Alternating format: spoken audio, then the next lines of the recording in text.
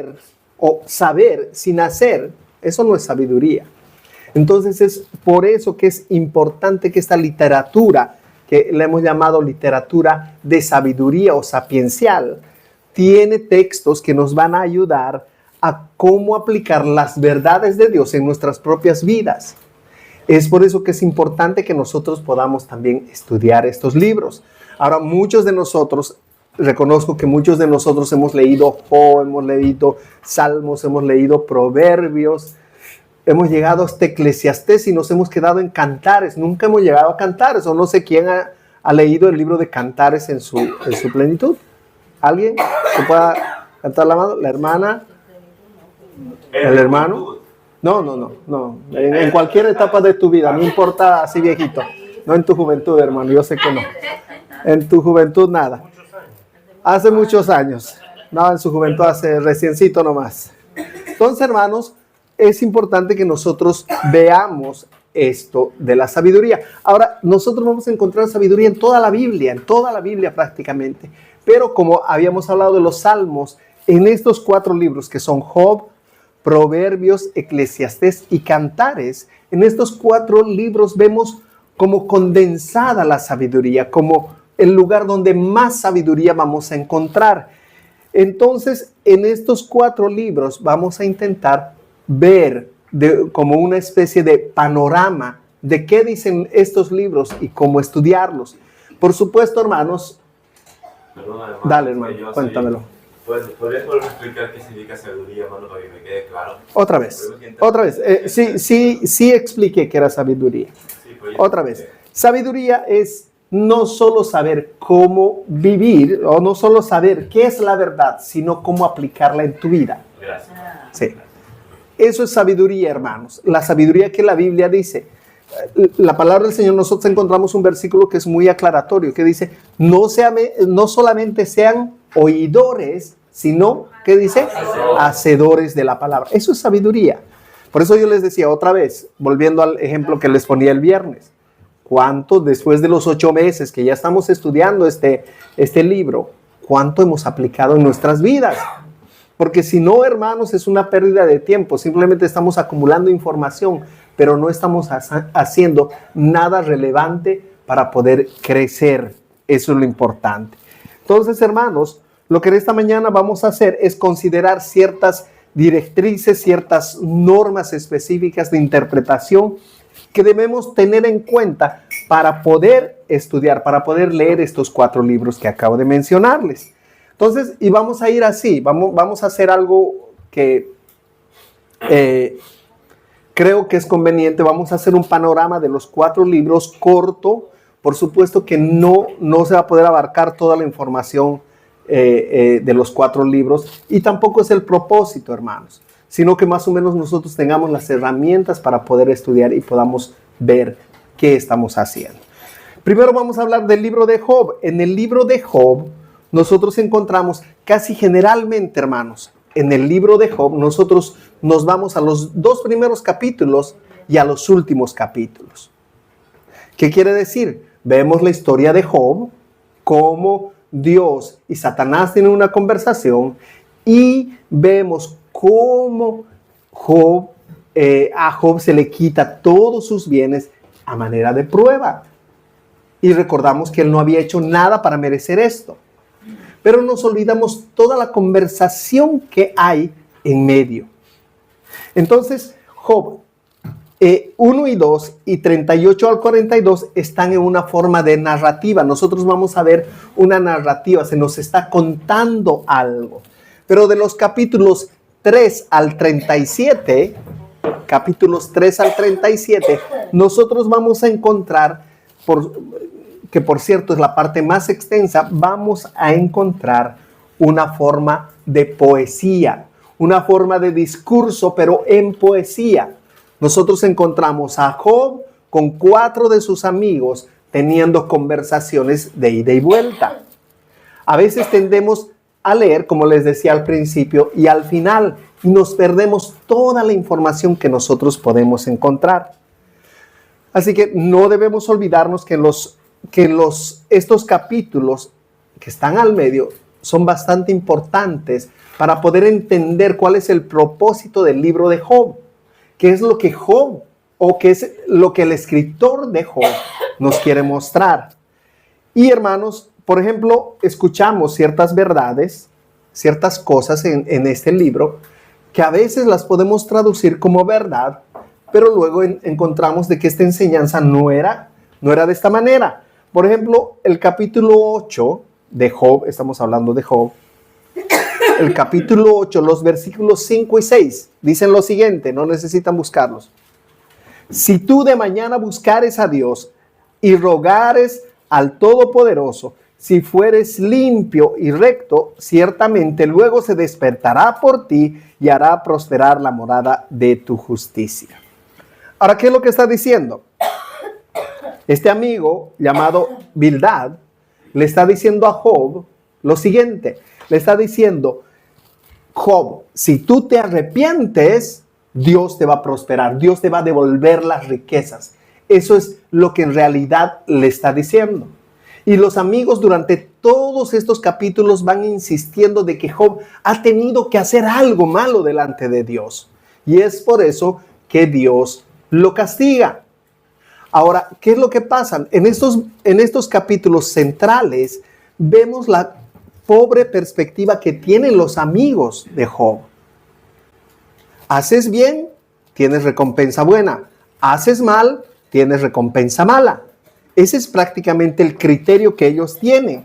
Entonces, pero no solo Job no necesita arrepentirse, porque nosotros vemos que el Señor dice, ¿has visto a Job, mi siervo, que es un hombre justo? Cuando habla Dios de él. Y nosotros, como ya tenemos toda la historia completa, nos damos cuenta que Job no está siendo castigado por el Señor. Esto no fue así. Entonces, el amigo estaba equivocado en lo que estaba planteando. Ahora, las declaraciones de los tres primeros amigos, de estos tres amigos que se llaman Elifaz, Bildad y Zofar, son condenadas específicamente de parte del Señor. Nosotros vamos al capítulo 42, el versículo 7 dice así: y aconteció que después que habló Jehová estas palabras a Job, Jehová dijo a Elifaz, temita, mi ira se encendió contra ti y tus dos compañeros, porque no habéis hablado de mí lo recto, como mi siervo Job.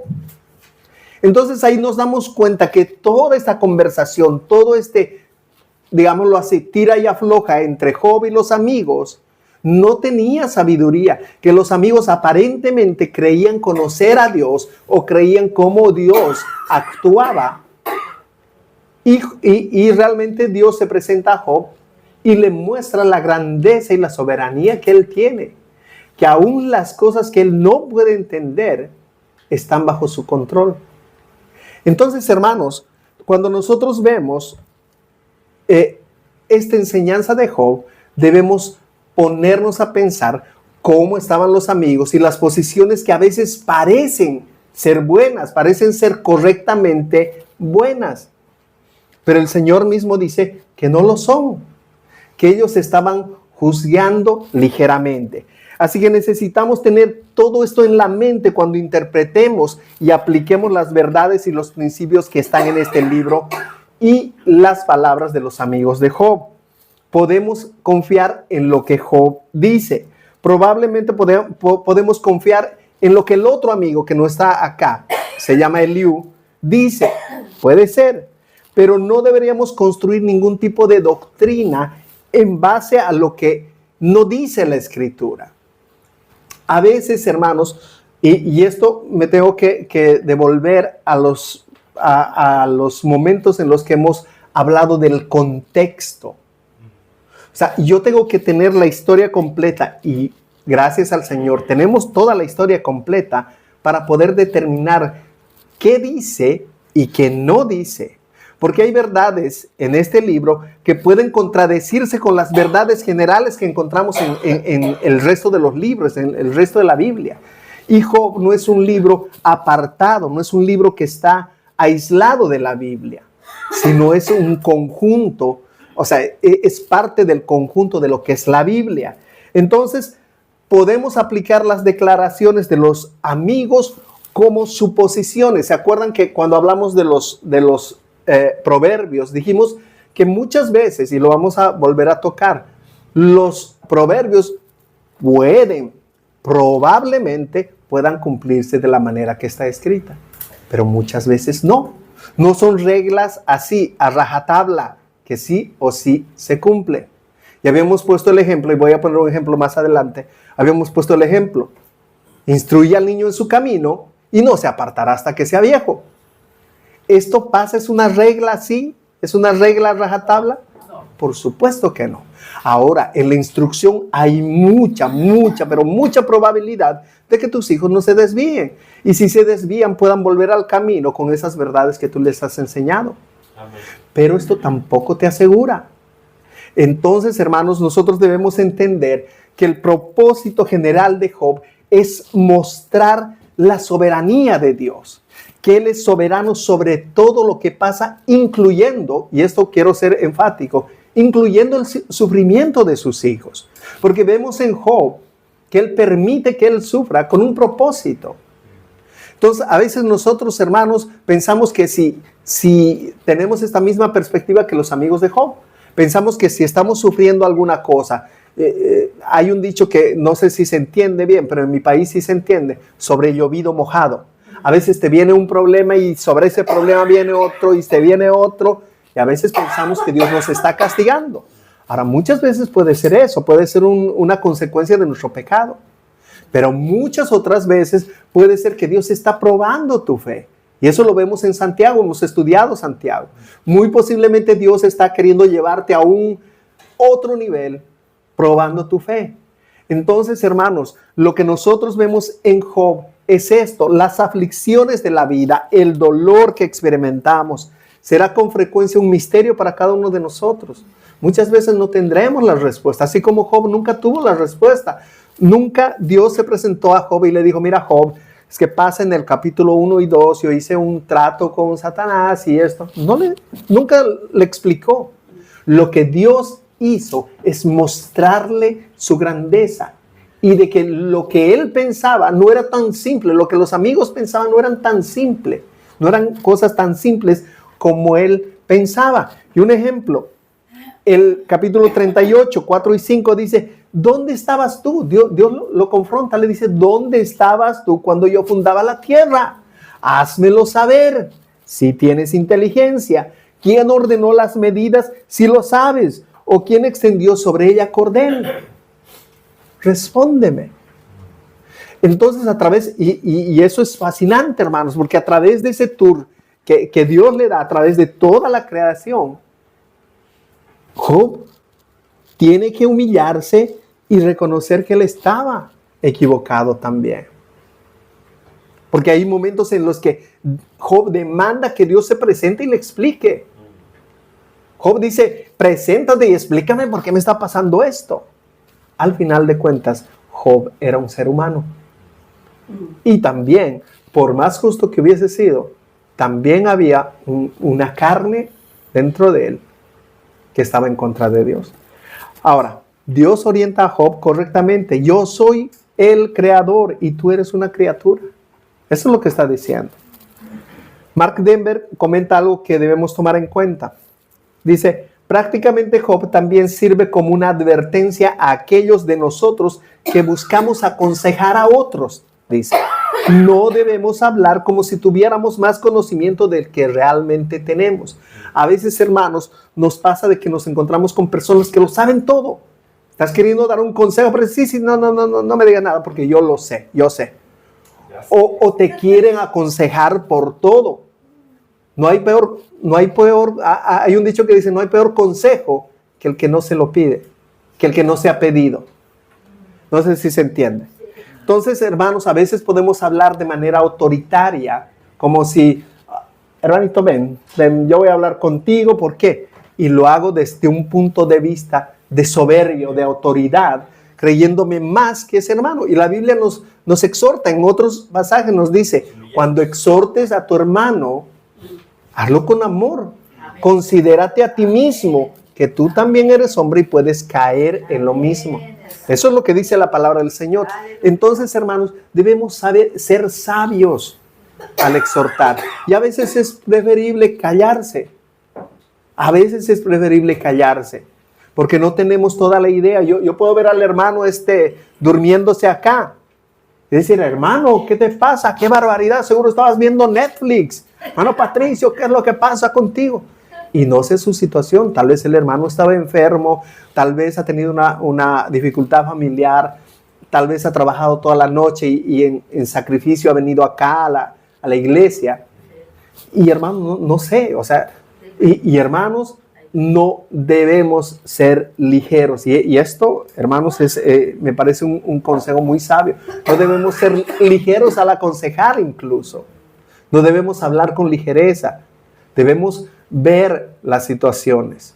Cuando uno hace consejería matrimonial, si viene una hermana y dice, hermano, mi esposo es así, hermana, no te preocupes que yo lo pongo en disciplina.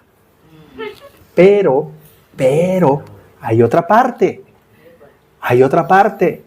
Y algo que me parece muy sabio, yo lo escuché de un pastor, decía, ok, hermana, tu esposo es así. Voy a llamar a tu esposo y lo que acabas de decirme, repítemelo delante de él. Y en muchos casos el pastor decía, no, pero no así nomás, pastor, entre usted y yo. No se pueden arreglar las cosas así. Debo tener la sabiduría para poder tener todas las herramientas para poder evaluar cómo son las cosas. Así que seamos cautos, seamos celosos al hablar, hermanos. Eso es importante. Segundo, vamos a ver Proverbios. ¿Hasta aquí alguna pregunta sobre Job? ¿Algo que no haya quedado claro? Acuérdense que es un panorama. Ok, habíamos hablado ya de los proverbios. Los proverbios son una colección de refranes, de consejos, de dichos cortos que dan un conocimiento general sobre cómo debería conducirse el pueblo de Dios. Recordemos que habla de justos e injustos, sabios e insensatos. Casi siempre hace esa diferencia. El hijo sabio alegra al padre, mas el hijo necio es tristeza de su madre. O sea, casi siempre encontramos esa dualidad. Ahora, los proverbios son declaraciones cortas de la verdad escrita de un modo fácil para recordar. Es fácil poder estudiar los proverbios y recordar. ¿Sí o no? Ahora, ellos no están diseñados, y esto otra vez lo recalco, para dar una verdad una verdad absoluta en las cosas que dicen. Los proverbios se pueden cumplir, pero pueden que no se cumplan. Ahora, tampoco pretenden ser promesas para el pueblo de Dios, para nosotros como creyentes. ¿Sí se entiende esa parte? ¿Sí la entendemos? Ok. Por ejemplo, Proverbios 10:3 dice lo siguiente: Jehová no dejará padecer de hambre al justo. Ahora, esta declaración generalmente es cierta. ¿Sí o no? Sí. Generalmente es cierta, pero no siempre. No siempre. Hermanos, hay muchos hijos de Dios que pasan hambre. Hay muchísimos hijos de Dios que pasan hambre. Si uno se va para atrás, digamos, a la historia de la iglesia, los primeros creyentes perseguidos, hermanos, la situación que ellos vivían no era una situación de en victoria. No, estaban siendo perseguidos. Vemos cómo era la condición de la iglesia primitiva en las cartas de Pablo, en las cartas de los otros apóstoles. Cómo estaban siendo perseguidos y hay una necesidad. Hay hermanos que están ofrendando para las necesidades de otros. Ahora, puede que se cumpla, sí, pero puede que no. Hermano. Con respecto a ese tema, por ejemplo, es importante recordar que dentro de lo que el Señor Jesús dijo, ¿no? En todo lo que dijo, Él menciona a los pobres siempre los tenéis con vosotros. Él declaró textualmente que siempre habrá pobres con nosotros. Y es importante recordar eso, ¿no? También. Amén. Entonces, hermanos, en este sentido, la palabra generalmente sería bueno recordarla cuando nosotros vamos a los proverbios. Los proverbios describen generalmente lo que sucede, pero ellos no son promesas que siempre se van a cumplir. Hermana, cuéntemelo. Aquí estamos para las preguntas, no se preocupe. Era para decirles, yo creo que también Dios permite el sufrimiento y la pobreza en medio del pueblo para que no nos volvamos sensibles, porque el pueblo cuando ha estado en comodidad se ha apartado de Dios, pero realmente nosotros tenemos la necesidad de las tribulaciones para despertarnos. Preciso. Así es. Hermana, esa es una gran verdad. A veces, y lo hemos dicho desde acá, el hermano Daniel, muchas veces lo he dicho yo, a veces, hermanos, vemos a cristianos que en sus países eran hermanos fieles, porque pasaban necesidad y dependían del Señor, pero extrañamente llegan a este país donde consiguen un buen trabajo, donde consiguen estabilidad, donde la situación cambia totalmente económicamente hablando y se olvidan del Señor. ¿Cuántas veces hemos orado, hermanos, vamos a orar, el hermanito, la hermanita no tiene trabajo? Y el trabajo viene y los hermanos desaparecen. Entonces, hermanos, eso es muy cierto. El día viernes hablábamos justamente de nuestra hermana Doris, que la conocemos, algunos de nosotros la conocemos, ella es colombiana. Pero la alegría en toda su tristeza, porque le tuvieron que cortar las 2 piernas por diabetes, es que ella misma declaró que eso le había servido para acercarse al Señor. Y hermanos, a veces nosotros necesitamos, yo siempre pienso en que a veces somos personas tan tercas, tan tosudas delante del Señor, que el Señor necesita hundirnos, y lo digo con conocimiento de causa porque fue mi caso. Necesita hundirnos hasta lo último para poder reconocer que lejos de Él nada podemos hacer. Amén. Entonces, hermanos, recordemos eso. Entonces, otra cosa que debemos tomar en cuenta es que los proverbios fueron escritos en un tiempo diferente al nuestro. Y muchas veces, como podemos encontrar lenguaje figurativo también en estos libros, podemos encontrar términos que a veces sean difíciles de entender. Pero una de las aplicaciones es que ciertas verdades se pueden aplicar a nuestros tiempos. Por ejemplo, se habla mucho de los reyes, de la riqueza de los reyes, de la prosperidad. Y podemos aplicarlo a los gobernantes, a los presidentes de nuestros países. Entonces, este lenguaje figurativo se aplica de esta manera. Hermanos, con respecto a proverbios no hay mucho más que decir. Yo creo que lo más importante lo hemos dicho. Hermanos, como siempre, no tomemos esto de manera literal. Ahora, el libro de Eclesiastés, dale, hermano. Perdón, hermano. Dale, hermano. Que la arranque sobre Eclesiastés. Escuché una vez a un señor, un pastor, que decía que hay 31 proverbios de la Biblia, uno para cada día, que es un libro que uno puede tomárselo como una lectura diaria, sin ser un devocional, sin ser un estudio bíblico, simplemente como una lectura de un recordatorio de cómo conducirte en esa tierra. 31 proverbios para cada día del mes. Amén. Pero, hermanos, en ese sentido, bueno, ya haciendo un apunte, parecería que los proverbios están como que, póngalos como quieran.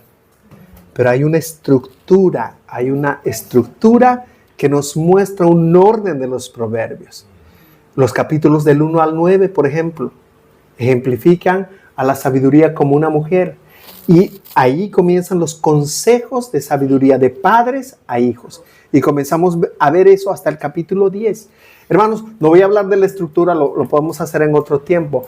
Pero nos damos cuenta que hay la mano del Señor siempre en esto. Y aunque podamos ver cosas porque los proverbios son dichos cortos y parece que estuvieran desconectados los unos de los otros. Parece que estuviera hablando de un tema, pum, pum, pum, pum, y inmediatamente cambia de tema. Pero hay una armonía también en esto. Amén. Entonces, ahora vayamos a Eclesiastés.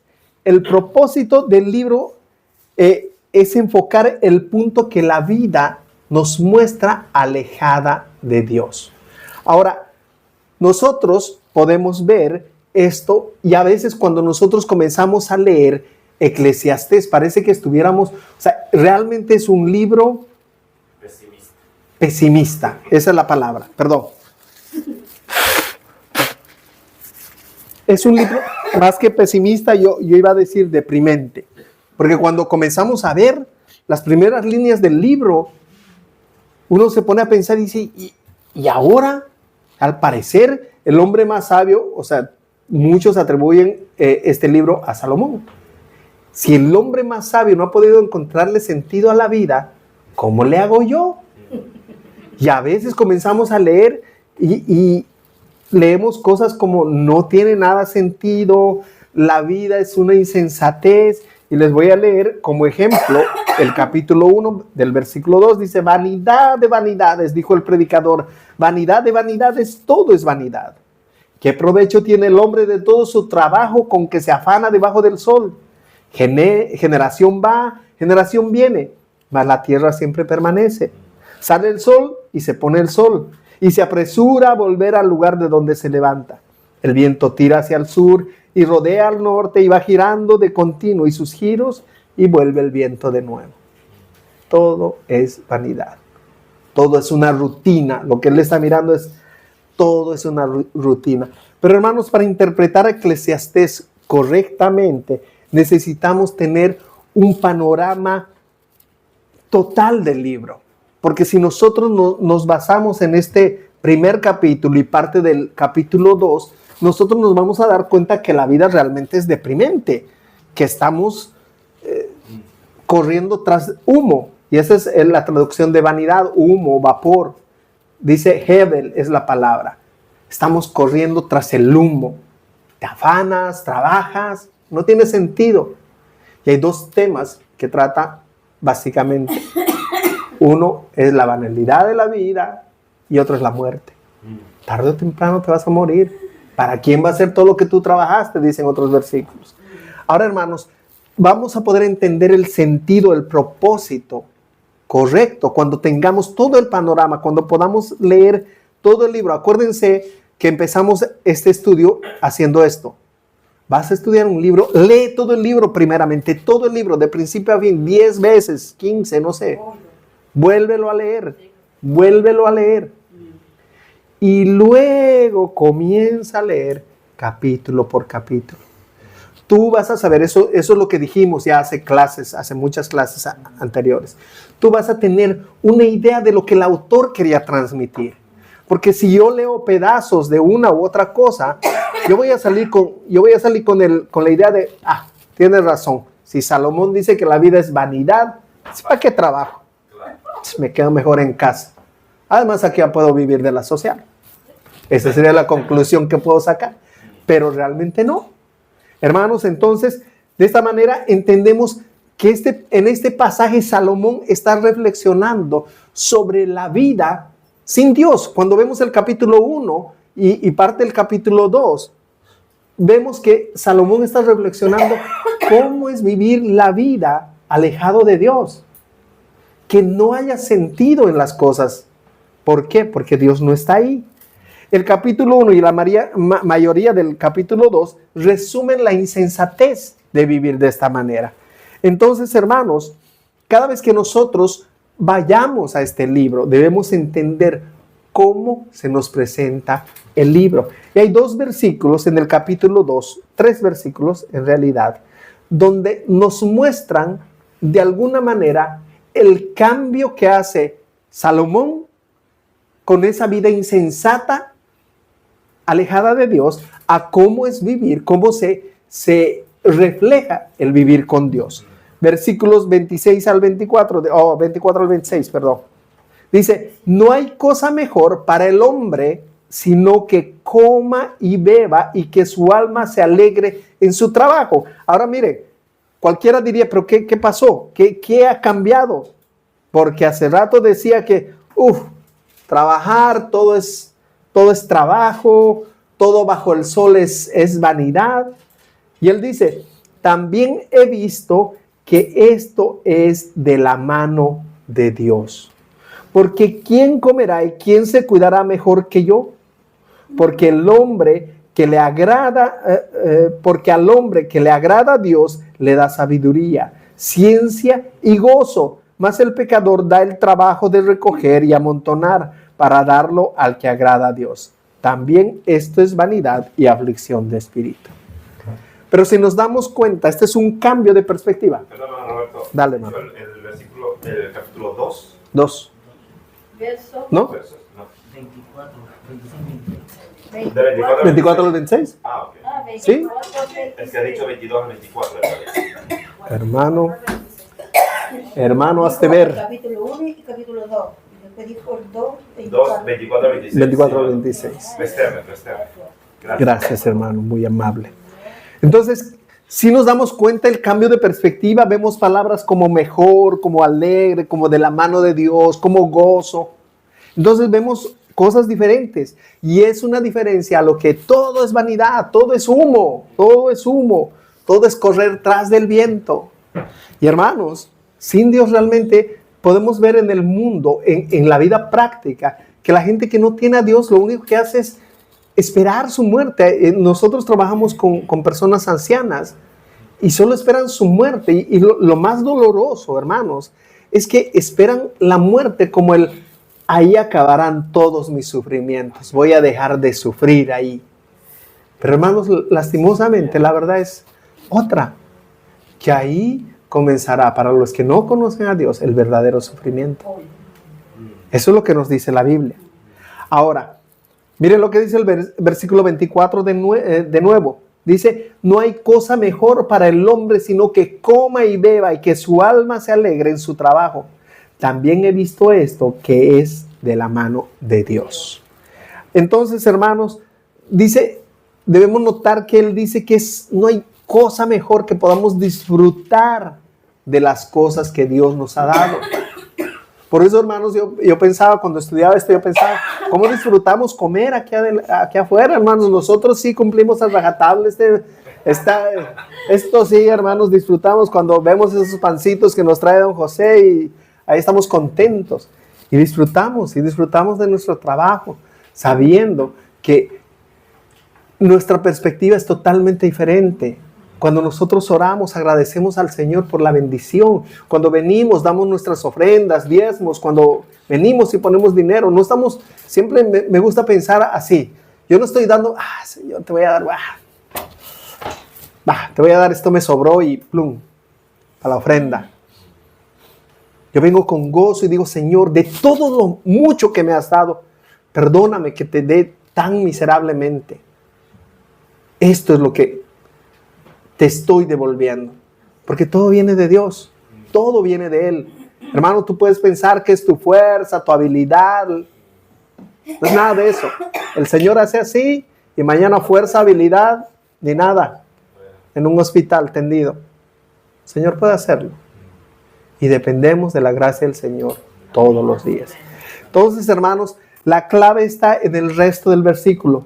Dice, también he visto que esto es de la mano de Dios.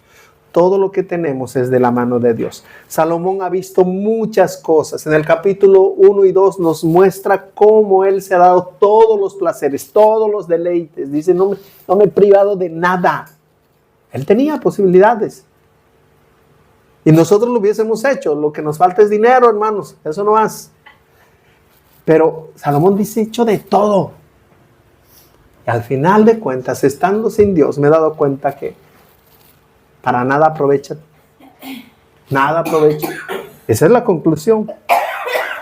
Dice, pero he visto otra cosa, que comer y beber, es decir, el vivir la vida, viene de la mano de Dios. Viene de la mano de Dios. Y esta debe ser nuestra perspectiva y esto lo cambia todo. Totalmente. En nuestra ecuación, en la misma situación con Dios, debe cambiar toda nuestra perspectiva. Debemos vivir agradecidos, hermanos. Al comienzo de la vida, del libro, él examina cómo es vivir sin Dios. Y él saca una conclusión. Él dice, no hay otra cosa mejor que vivir con Dios. No hay otra cosa mejor. 3 veces él plantea cómo en un mundo aparentemente irónico se podría vivir lejos de Dios, y las 3 veces él mismo responde que no hay posibilidad de vivir lejos de Dios. Y todo esto nos lleva a la culminación del capítulo 12. Cuando nosotros vemos el capítulo 12 es como, wow, o sea, he puesto el punto A, he puesto el punto B, pero la conclusión es esta. Capítulo 12. Todo lo que hagas, dice, Salomón dice, solo Dios le da sentido a la vida y todo lo que hacemos importa porque todos nos vamos a enfrentar un día a nuestro Creador y vamos a estar delante de Él dando cuentas. Tarde o temprano vamos a ir, ricos, pobres, jóvenes, viejos, todos un día vamos a dar cuentas por nuestros actos. De manera que, dice Salomón, si va a ser esta tu vida y este va a ser el final, teme a Dios. Teme a Dios y disfruta de las cosas que tienes, que aunque no están a tu alcance, no puedes hacer nada. No puedes hacer nada con las circunstancias de la vida. Lo más importante es que tú puedas temer a Dios. Las respuestas sabias son aquellas que están de la mano de Dios. Hermanos, esa es la conclusión. Dice, teme a Dios.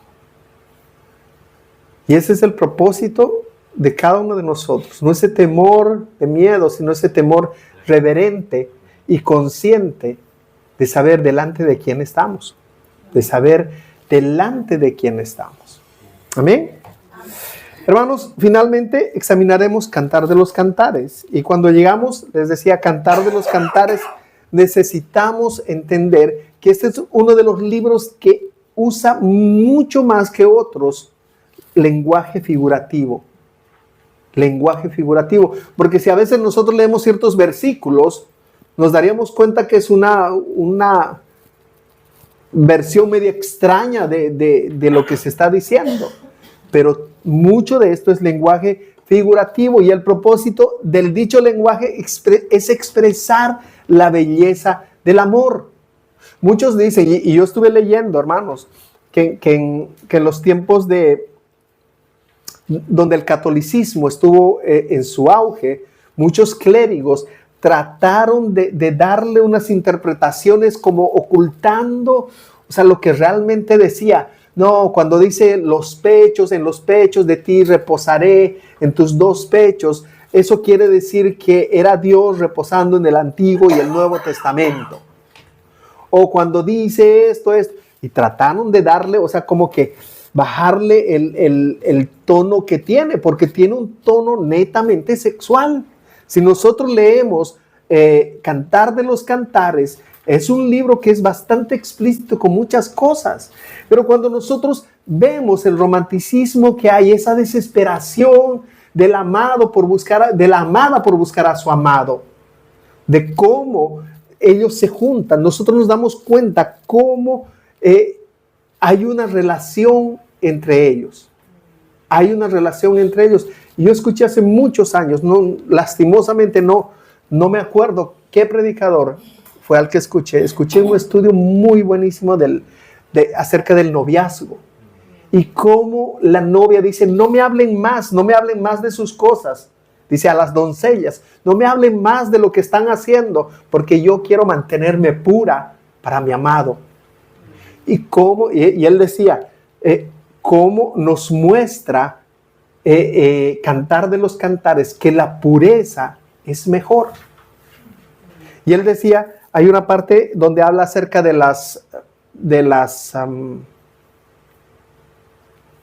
los pequeños zorros, si no me equivoco. Hace mucho. Las pequeñas zorras. Habla de las pequeñas zorras. Dice, ven, hablemos de las pequeñas zorras. Y el pastor decía, miren hermanos, en el noviazgo es el momento en el que yo puedo arreglar esas pequeñas cosas que muy posiblemente no me gustan.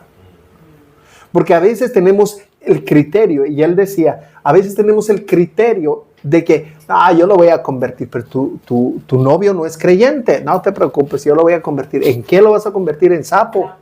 En sapo. O sea, no tenemos la capacidad de convertir a nadie.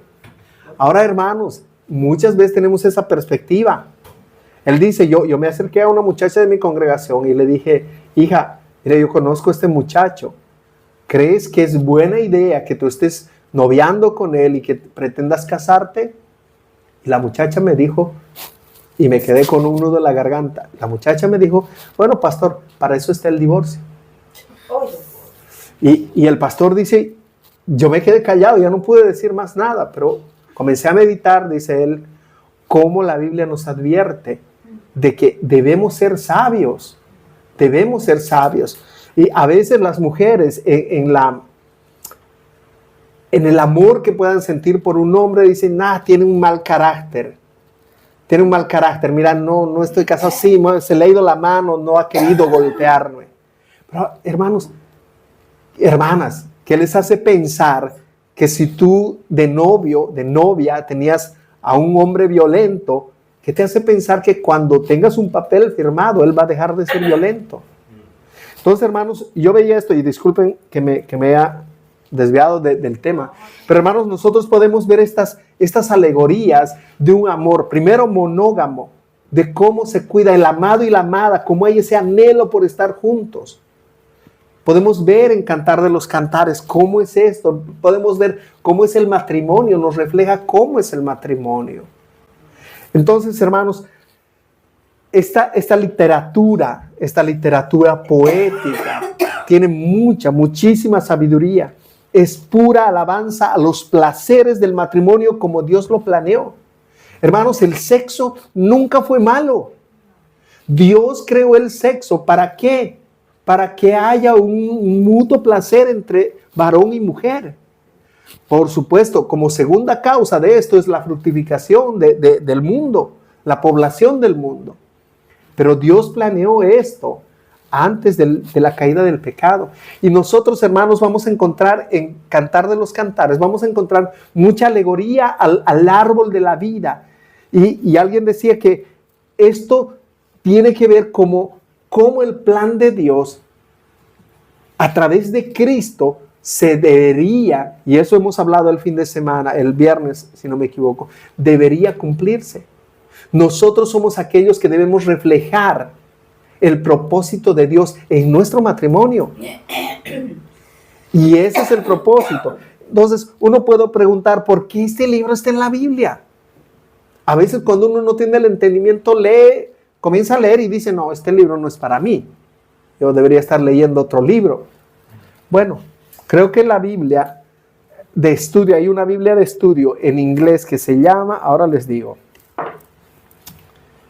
no soy bueno para el inglés, esta se llama ESV, que significa English Standard Version. Inglés. Está peor que mi sueco. ¿Y qué es lo que pasa?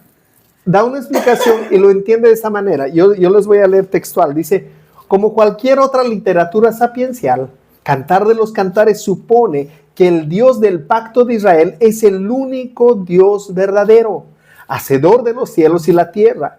El propósito de los pactos redentores es restaurar a criaturas caídas y dañadas al auténtico funcionamiento de su humanidad. Por tanto, la obediencia a los mandamientos del Señor es la manera correcta de disfrutar el mundo que Dios hizo y también refleja el resto del mundo. Cuán agradablemente atractivo es conocer al Dios verdadero. La imagen de los dos amantes en Cantar de los Cantares es el ideal, al igual que el retrato de personajes en Proverbios. El cuadro proporciona un patrón en base al cual Dios desea moldear a un pueblo fiel. Él también usa el patrón hacia el cual ellos deben entregarse voluntariamente para ser moldeados. De hecho, una función de la literatura sapiencial es hacer que el patrón sea atractivo, como Cantar de los Cantares lo hace en su totalidad.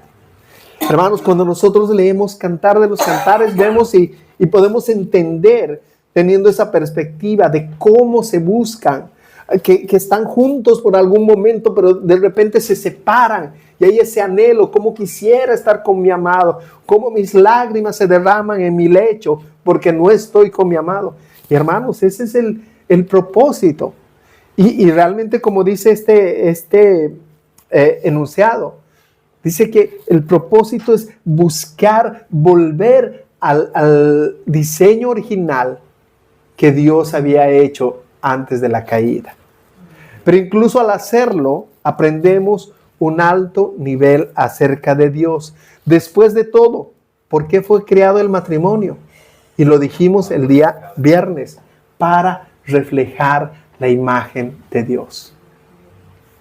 Dice, a imagen de Dios los creó, varón y hembra los creó. Eso dice la palabra del Señor.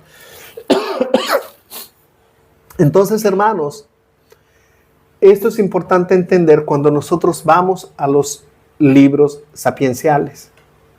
Importante que nosotros podamos considerar estos principios para poder ir y leer. Cantar de los Cantares, para terminar, Cantar de los Cantares no lo podemos leer por pedazos. Debemos leerlo como un conjunto literario. Y así lo vamos a poder entender de mejor manera. Hermana. ¿Cómo que significa sapiencial? De sabiduría. Ajá.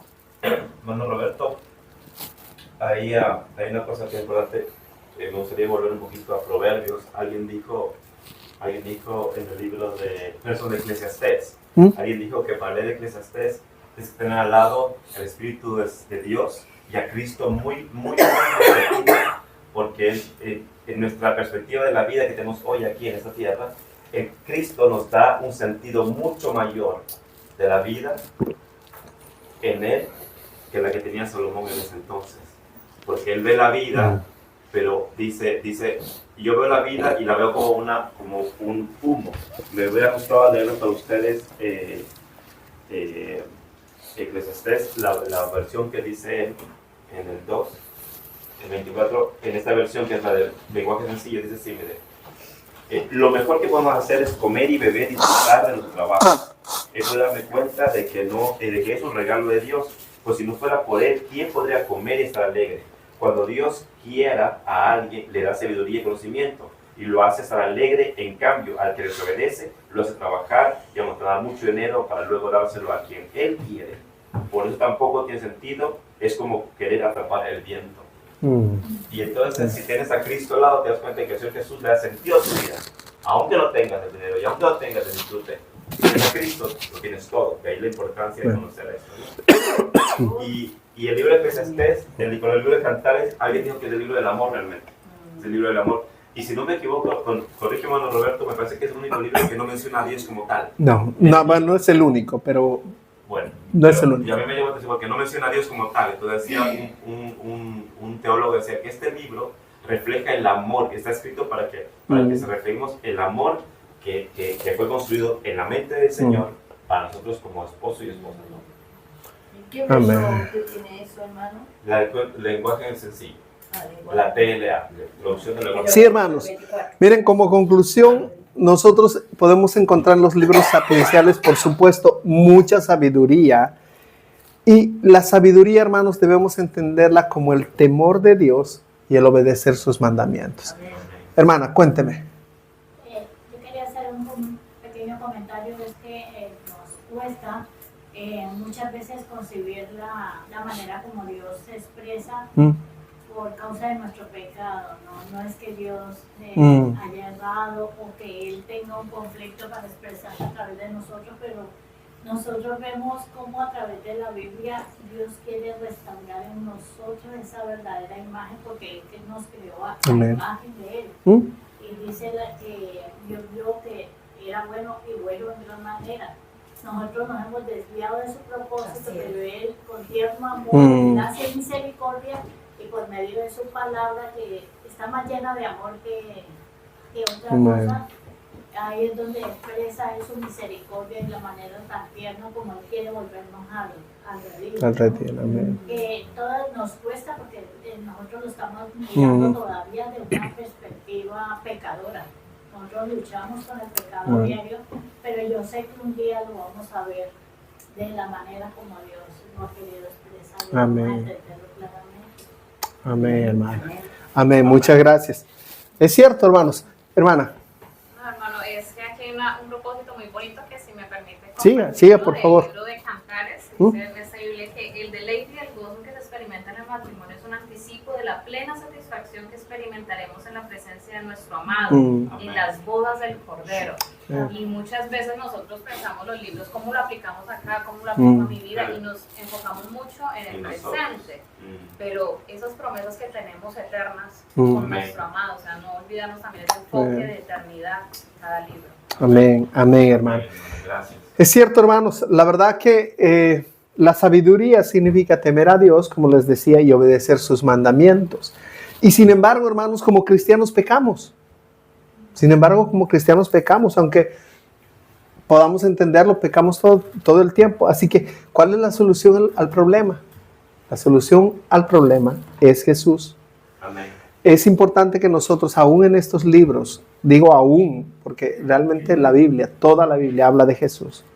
Jesús es aquel en el cual Job pone su esperanza. Jesús es aquel que con frecuencia en los salmos está descrito. Y es más, el Señor Jesús en sus palabras, tomó muchos de los salmos. Ahora, es aquel que le da el sentido a la vida. Cuando nosotros vemos en Eclesiastés que nada tiene sentido, nosotros al encontrar a Jesús hemos encontrado el verdadero sentido a la vida. Hermanos, en Cantares es ese perfecto novio que un día va a venir a recoger a su iglesia. Es ese novio perfecto que promete un día llevarnos a las bodas. Hermanos, su muerte en nuestro lugar, su vida perfecta por nosotros, su muerte, es aquello que nos da posibilidad de poder estar hoy aquí, de poder ver estas bellezas en su palabra, estas maravillas en su palabra. Pero la literatura sapiencial no solo se trata de llevarnos a Cristo, también trata de enseñarnos cómo vivir sabiamente delante del Señor. Recordemos que somos templos del Espíritu Santo y no estamos viviendo solos. Y hermanos, uno de los principios básicos y fundamentales para estudiar un libro de la Biblia es orar. Lo primero, el punto cero, ni siquiera es el 1, es el 0. Ora, porque necesitas la sabiduría de Dios para poder interpretar pasajes que a veces son difíciles de hacerlo por nuestro pecado, por nuestra negligencia al estudiar, por ser muy ligeros al acudir a la palabra del Señor. Así que es importante que podamos hacer esto y que podamos aplicarlo. Otra vez les reitero, hermanos, de nada sirve que perdamos el tiempo, que somos 30, 40 años viendo cosas, llenándonos de conocimiento, y si al final de cuentas no lo aplicamos en nuestras vidas. No tiene el menor sentido. Amén. Hermanos, ¿algo más? ¿Algo más que quieran decir? Yo. Una pregunta. Dale, man, Se dale. me viene en la cabeza, hay una parte del libro que yo leí que se llama No desprecies tu vida, de John Piper. Y él decía una cosa, decía, no importa la edad que tengas en la actualidad, solo asegúrate que desde hoy hasta el final de tus días, tu vida haya valido la pena en Cristo Jesús. El resto de eso carece de sentido. Amén. Amén, hermanos. Hermanos, nos vamos a poner de pie y vamos a orar.